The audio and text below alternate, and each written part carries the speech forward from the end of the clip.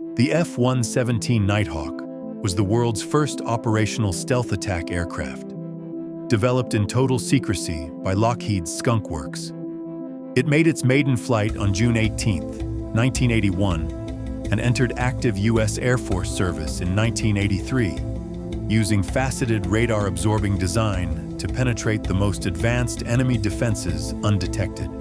The Nighthawk flew combat missions starting with Operation Just Cause in Panama in 1989, then dominated the 1991 Gulf War with over 1,300 sorties, striking high-value targets, and later operated over Kosovo in 1999 and during Operation Iraqi Freedom.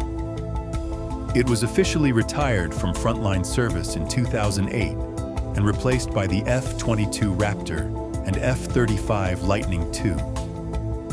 Though a small number remain in limited test roles today, the F-117 pioneered the stealth revolution that defines modern air power.